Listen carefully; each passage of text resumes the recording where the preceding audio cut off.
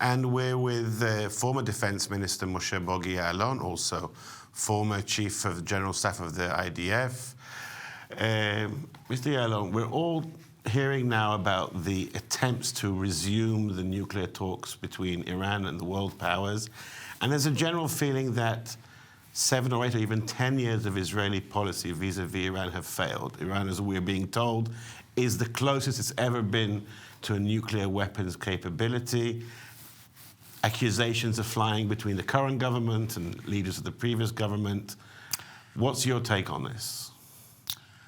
No doubt that Iran has become to be the main generator or instigator for instability in the Middle East, with its fingerprints in Lebanon, in Yemen, in Iraq, undermining the Sunni regimes in the region, in Bahrain, in Saudi Arabia, and more. The whole idea is to export the revolution, and they need the nuclear umbrella, first of all, to be able to intensify their activities to export the revolution. I would claim that, I follow the project since the 90s, serving as head of the intelligence, the military intelligence in Israel. If nothing has been done, I believe that will be even in further progress in the project. They would have had nuclear weapons by now? I'm not sure that they made the decision to have the nuclear weapon, but to become a threshold nuclear state, they are there. Looking back to the policy in the last decade or so, the main mistake was the withdrawal of the US administration from the JCPOA, which was an historic mistake, the JCPOA. It would have been a very different agreement, but it probably was better than not having the agreement and to allow the Iranians to use the withdrawal as an excuse to go ahead with the project. And now, yes, they are in the closest stage that they have been ever to become a threshold state. Let's just rewind to May 2018, when the Trump administration decided to withdraw from the JCPOA. I think it's fair to say, with, if not pressure, then a lot of encouragement from the Israeli government, from then Prime Minister Netanyahu, that you think was a mistake. Once they'd signed the JCPOA, it would have been better to stick with it. It was a mistake, for sure.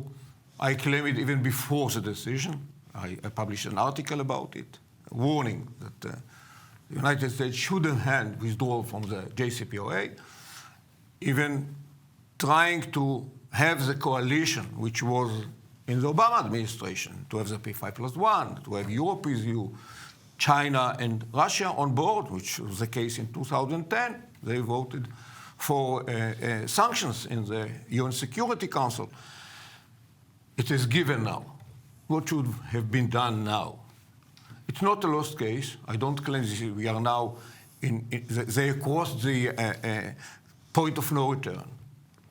I claim that this regime, Khamenei, in 2 cases in history, when he met the dilemma whether to go on with his rogue activities on the nuclear, as well as the missiles, as well as the proliferation of terror and arms in the region, when he met such a dilemma, his choice was survivability. What should have been done now? This is my recommendation. Political isolation of the regime, creating a new coalition in order to reach this objective, crippling economic sanctions, to include China and Russia.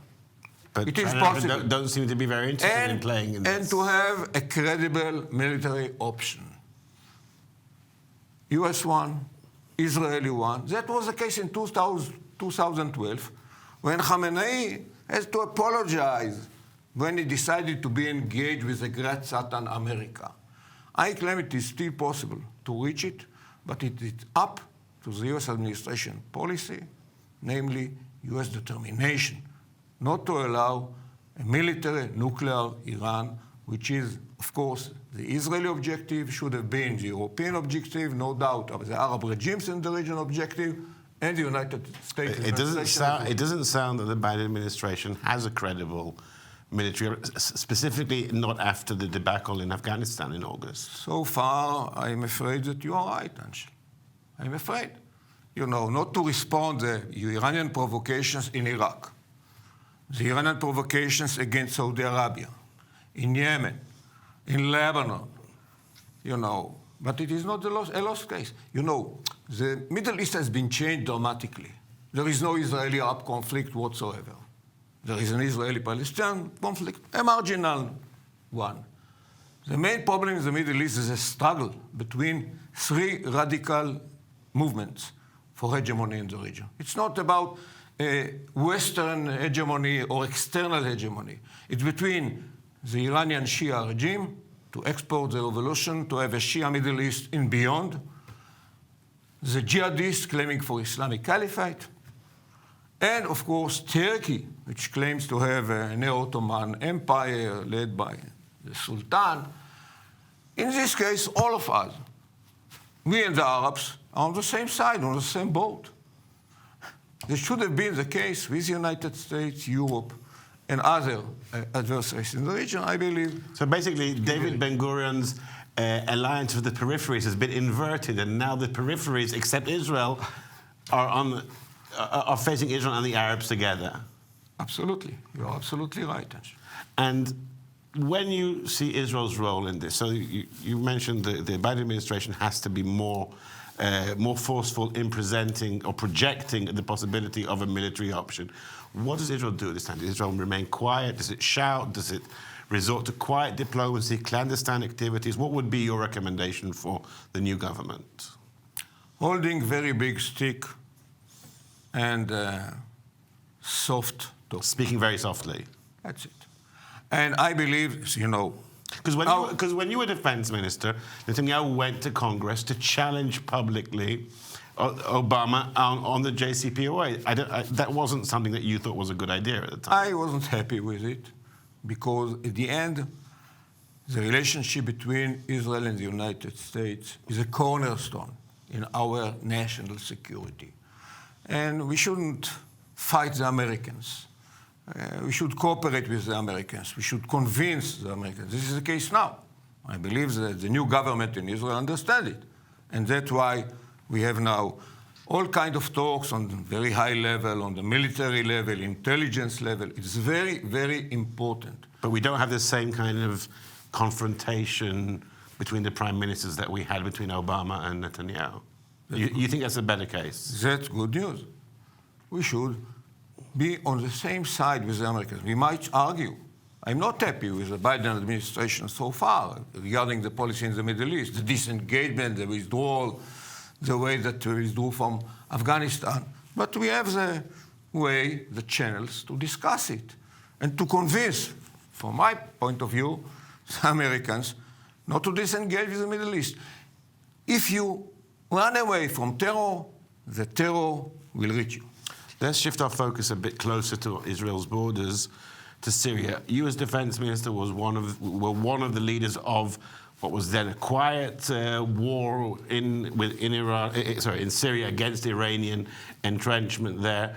We've been seeing in the last few weeks almost a love fest between some of what we call the moderate Arab regimes, the ones that are even close to Israel, have started to re-welcome Bashar Assad into their midst, into the Arab family. How do you see that panning out? I worry about the new contacts between the Sunni Arab regimes and Iran. It reflects the fact that they understand the United States is not going to play a significant role in the region. It is worrisome.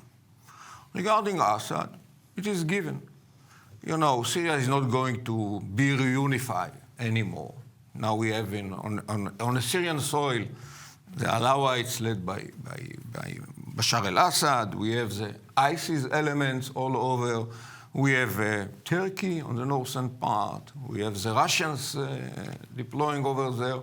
And unfortunately, we have the Iranians. So it's an ongoing struggle in which Israel, in a very smart way, we don't allow it. I'm happy that we don't claim responsibility for any activity. After you left the defense ministry, they started to take I was very critical to it. You know, you can... But it's now a fact. If you want to shoot, don't talk. But we're now 10 years, by now more than 10 years after the civil war began in Syria, and we both remember the intelligence assessment saying Assad will be gone within weeks or months. That wasn't my assessment. Okay, but a lot of the intelligence of people who you had appointed were saying that. And now we know Assad is there for the foreseeable future. Can you see a future in which even Israel is dealing with him, like the Emiratis and the Jordanians now are? The main objective and the interest of Israel as well as the Arab regimes, not to allow Iranian presence in Syria. And if Assad is there... Despite everything that's happened in the last 10 years and the hundreds of thousands of deaths under his regime.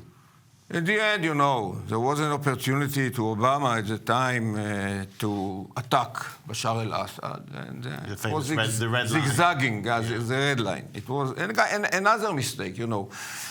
The U.S. strategic posture in the Middle East has been harmed in many cases. Not responding to Houthis' attack against USS Mason, a U.S. Navy frigate. Recently, not responding to Mercer Street. Iranian militias, UAVs attacking the U.S. deployment in Tanaf, as an example, or the Green Zone in Iraq, to include try to assassinate Prime Minister Khatami. If you don't respond in a way, in aggressive way, you might be seen as very weak, and in the end, the Iranians will have more provocations as a result of it. And into that vacuum, which is being left by, you say, the American posture no longer being as forward projecting as it used to be, has come Russia. And that happened on your watch, Russia deployed to Syria. Do you think this has changed the balance here, or it's not a major deployment by the Russians? It still is something small just to keep Assad on their side? It changed the balance in Syria to keep but do you see happening in a more... But regarding our interest, you know, we have found a way to coordinate the activities with Russia. It happened in my watch as a defense minister, when I realized on September 2015 that they are going to be deployed. I called the Russian defense attaché to my bureau in Tel Aviv, and I said, you have your own interest, we have our interest. We are not going to harm yours, don't harm our interest. And it works. As you know, till now there is a channel for coordination between our headquarters and the Russian headquarters in Syria. You know, it is so complicated. I'm not sure that the Russians want Iranian presence in Syria. So we share a couple of common interests with the Russians as well. So very quickly, because we're almost out of time, you mentioned the fact that there's no Israel-Arab conflict, there's an Israel-Palestinian conflict, and that's, you said, almost a side issue. But we saw in May how, with Gaza in flames, East Jerusalem, and many of the mixed cities within Israel being gripped by violence, that this side issue can suddenly grasp the agenda back again. You're not concerned by that? You think that that's going to remain a side issue? I'm concerned, but this is not an existential threat for the state of Israel. And I don't want to go to what had happened in May. In many cases, I claimed that our behavior, allowing to the Israeli extremists to act in Sheikh Jarrah, in Temple Mount, in the cities like Lod and Acre and Tiberias. So I believe that Israel is strong enough to deter Hamas, to deter Hezbollah. But, you know, the epicenter, the core for instability is still in Iran. But you said that you used the word existential. Is there an existential threat to Israel? Or is even Iran, because that was part of the argument, perhaps the core of your argument with Prime Minister Netanyahu, how existential a threat is Israel facing? Are there any existential threats left? Today, there is no external existential threat to the state of Israel. But if Iran will have a military nuclear capability, it will be a new Middle East, not in the right way and not for our interest. That's why the Israeli objective should be not to allow a military nuclear Iran by all means. Moshe Elon, thank you very much for joining us today. Thank you for watching.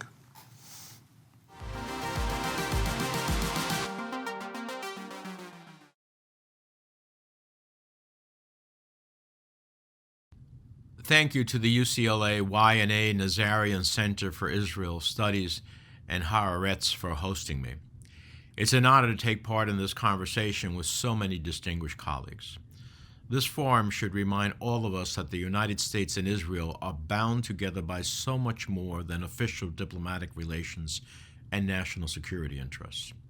It is our shared values and our vibrant democratic institutions, like our excellent public universities and an empowered free press, that ultimately unite our two countries. Our bond is built atop a collective desire to continually strengthen our societies, to build brighter futures for our children and our children's children, and to create a more just and humane world. Look, we all know that democracy can be messy at times, whether it's administering free and fair elections or passing new budgets or advancing a lasting legislative agenda that ensures government delivers for all of its constituencies. The enterprise of democratic self-government is rife with challenges. But we also know democracy is humanity's best hope for achieving a brighter future. Just as the Biden administration has put together the most diverse cabinet in U.S. history, one that represents voices of those who have never had a seat at the table at the highest levels of our government, so too has this Israeli government put together what I believe is the most diverse coalition government in its history. I am not so naive as to suggest these alliances make the work of governing any easier, but I do believe the work that does get done is more lasting and meaningful when it serves the aspirations of as many of its people as possible. So allow me to congratulate the Israeli government on passing your first budget in 3 years. As most of you know, our Democratic majority is knee-deep in negotiations over a historic budget reconciliation bill, and while there's light at the end of the tunnel, the road is full of twists and turns. What matters is that we never forget that progress is always possible.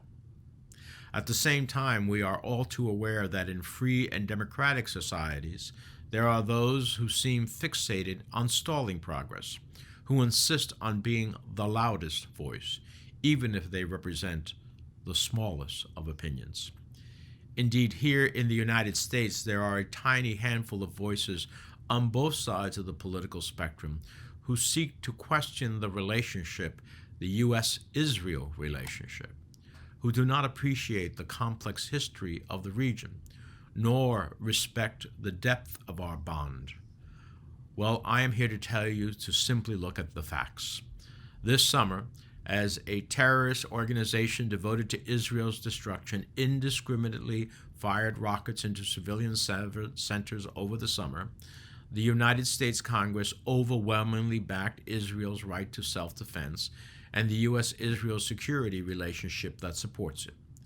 And we will continue to do so. So while some try to claim otherwise, the U.S.-Israel relationship remains strong and will continue to be strong, especially if we focus on a few overarching elements. First, we will continue doing exactly what you're doing today, building bridges between our two countries, embracing the values and institutions that make both our nations so rich. Second, the United States will continue to support the U.S.-Israel relationship and our security relationship. No nation on earth can be accepted to simply accept terrorist organizations on its border calling for its destruction while amassing rocket arsenals. And no matter the conflict, I think we can all agree that the protection of civilian lives must be paramount, and that we mourn the loss of innocent life, regardless of nationality, ethnicity, or religions. We will continue supporting the life-saving Iron Dome missile system, which protects civilians regardless of creed or ethnicity. And I am beyond confident that unlike Hamas's barbaric practice of hiding rockets in schools, basements, and in using civilians as human shields, the Israeli military will continue its practices of warning civilian areas of pending operations and going above and beyond to protect civilian lives. We must also build on the regional component of these threats to Israel. As you may know, the House and Senate Foreign Relations Committee have passed versions of a bill to celebrate the historic Abraham Accords and look for ways to continue increasing U.S. support for facilitating more Israeli diplomatic relations with other Muslim-majority countries. In the Senate, in fact, this is happening in real time and potentially working its way to the National Defense Authorization Act as a vehicle, so stay tuned. In May, it was deeply distressing to see the sheer volume of rocket fire from Gaza despite the cordon of its land and sea borders. While I have been heartened to see increased security operation between Israel and its neighbors in the Eastern Mediterranean and Red Sea, including Egypt, I believe that the United States can and should do more to improve security cooperation and tackle the maritime and land smuggling routes used by Hamas to illicitly stockpile rockets or component parts. There is also legislation moving that would increase sanctions on those who facilitate support for Hamas and Palestinian Islamic Jihad. Third, and building on this theme of increasing regional relationships, the United States must continue to coordinate with Israel and other Middle Eastern countries to seriously constrain the threat from Iran. While the United States is set to restart indirect talks with the Iranians later this month in Vienna, I remain skeptical about both the practice and political viability of a return to the JCPOA. I was not, as many of you know, a supporter of the JCPOA in 2015. However, I was also not supportive of the way the Trump administration unilaterally withdrew from the deal without a serious diplomatic path forward in concert with our allies to constrain Iran's nuclear program, to say nothing of its support for terrorism. Unfortunately, Iran's current unacceptable escalation of its nuclear program is exactly what I expressed concern about at that time. History has shown us that multilateral support for sanctions and other pressure is critical. At this point, Iran is so far out of compliance with the terms of the JCPOA and some of the measures under UNSCR 2231 have expired. So I believe we need to look beyond the JCPOA. Senator Lindsey Graham and I have recently been reviving the idea of a regional nuclear fuel bank. While similar efforts may have been tried before, we believe we should be open to any and all kinds of regional diplomatic engagement that could slow Iran's nuclear weaponization efforts and avert a nuclear arms race in an already volatile region. Senator Graham and I continue to work together on this front because we believe that bipartisan support from the United States Congress is critical to the political longevity of any successful multilateral diplomatic effort. Beyond Iran's nuclear program, of course, we must also continue working with Israel and our allies to address Iran's ongoing and growing regional terrorist threats. While we must do so carefully and within the confines of U.S. law, we must find ways to support the people of Lebanon and the Lebanese armed forces. Another collapsed state on Israel's border would not only threaten Israel, but the region as a whole. We must continue fighting terrorist elements in Syria and all the ways in which Iran has exploited and fomented the conflict there. Finally, here in the United States, those of us committed to the U.S.-Israel relationship will continue to push back against all those who try to taint it with partisan politics. When rockets are raining down on civilians inside Israel, it is not the time to call for conditioning assistance. Similarly, when young Palestinians express a desire for a brighter future and new leadership, it is not the time to cut critical assistance efforts in full compliance with U.S. laws.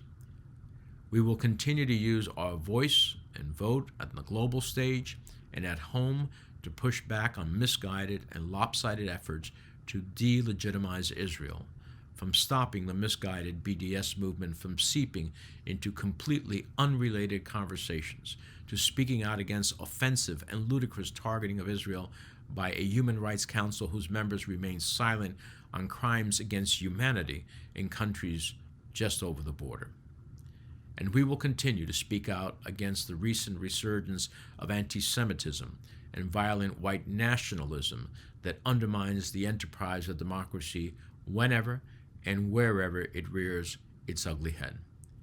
We will continue to facilitate efforts in support of a two-state solution which allows Israelis and Palestinians to live in peace, security, and dignity. And last but not least, we must remain a reliable and honest friend to Israel. We must stand by them when they are under attack, and we must speak the truth. We must find the nuance. We are capable of doing so, and we owe it to our own values and the values that form the basis of that friendship. Leadership matters. I hope to see you all in person at some point in the future. Thank you.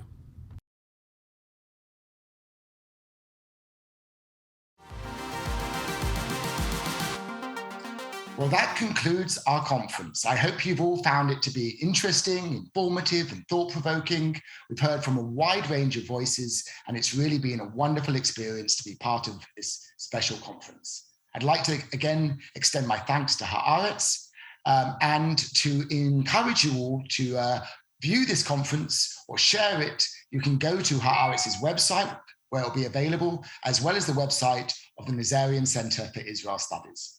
Thank you all for joining us and hope to see you again next year.